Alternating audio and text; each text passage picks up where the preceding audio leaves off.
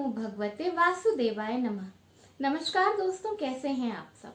बहुत स्वागत है आपके अपने ही चैनल इंस्पिरेशन ऑफ प्रेरणा में। नवरात्रि का पर्व खुशियों से भरा हुआ होता है। हम सब चाहते हैं कि माँ हम पर कृपा करें। हम पूरी श्रद्धा से माँ की पूजा करते हैं और माँ हम पे कृपा करती हैं, हमारे जीवन को खुशियों से भर देती हैं। बहुत बार नवरात्रि के दौरान माँ हमें संकेत देती हैं, साक्षात भी और कभी कभी स्वप्न में भी, कि माँ ने हम पे कृपा करी है, वो हमारे घर पे आई हैं और उनका आशीर्वाद हमारे ऊपर बना हुआ है। तो आज मैं आपको बताऊंगी कुछ ऐसे ही संकेत जो कि माँ हमें नवरात्रि के दौरान देती हैं। तो आइए देखें। तो नवरात्रि के दौरान हाथी या उल्लू दोनों को ही दिखना बहुत ही शुभ माना जाता है, क्योंकि हाथी और उल्लू दोनों को ही माँ का वाहन माना गया है। नवरात्रि के दौरान अगर आपको कोई महिला सजी धजी 16 श्रृंगार करी हुई लाल कपड़ों में दिखाई देती है तो वो बहुत ही शुभ माना जाता है। ऐसा माना जाता है कि माँ ने आपके ऊपर कृपा करी है और उनका आगमन आपके घर पे हो चुका है। माँ को थैंक यू बोलिए और उनके स्वागत की तैयारी करिए। महिला आपको सपने में दिखे या साक्षात, दोनों ही मान्य होता है। अगर आपको सुबह उठते ही या पूजा करने के दौरान या शाम के समय शंख की ध्वनि सुनाई देती है तो इसे भी माँ का संकेत माना जाता है। शंख की ध्वनि बहुत ही शुभ होती है।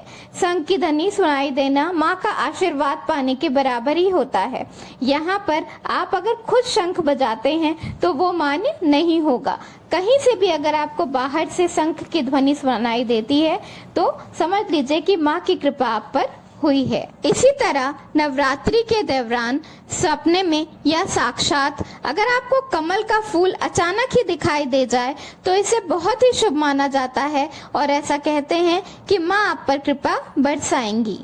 नवरात्रि के दौरान अचानक से नारियल दिख जाना भी बहुत ही शुभ माना जाता है। ये वहाँ मान्य नहीं होगा जब आप मंदिर के बाहर नारियल की दुकान लगी हुई देखें।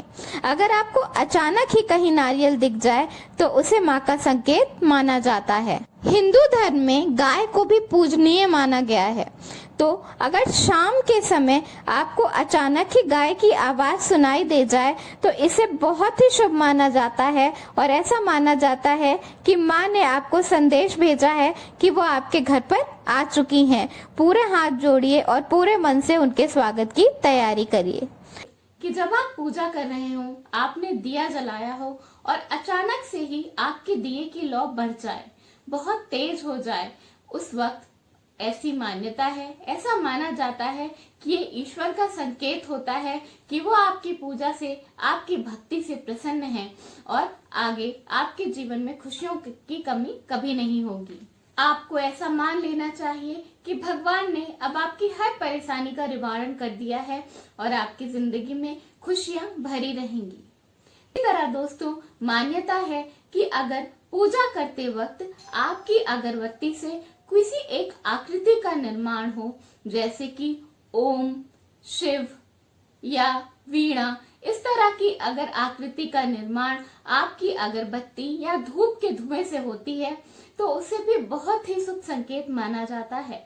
ऐसी मान्यता है कि ऐसा होने पर ईश्वर आप पर सदैव कृपा करते हैं, आपको इशारा दे रहे हैं कि वो आपके घर में पधार चुके हैं और आगे आपकी जिंदगी में खुशियां ही खुशियां होंगी। तो ये है कुछ संकेत जो कि ईश्वर हम में से कुछ लोगों को देते हैं और बताते हैं कि उनके साथ आगे सब कुछ अच्छा ही होने वाला है और उनकी जिंदगी में आगे खुशियां ही खुशियां होंगी। दोस्तों, अगर आपको कभी भी इस तरह का कोई संकेत मिले तो उसे कभी भी इग्नोर नहीं करना चाहिए, उसे अनदेखा नहीं करना चाहिए। ईश्वर को दोनों हाथ जोड़कर धन्यवाद देना चाहिए और आगे अपने काम में लग जाना चाहिए। इसके साथ साथ एक बहुत ही महत्वपूर्ण बात यह है कि अगर आपको इस तरह का कोई संकेत मिले तो आपको उसे सबको बताना नहीं चाहिए। कुछ बातें गुप्त रखने में ही हमारी भलाई होती है। अगर आपको इस तरह का कोई संकेत मिले तो ईश्वर से दोनों हाथ जोड़कर धन्यवाद बोलें और अपनी जिंदगी में खुशियों का स्वागत करें।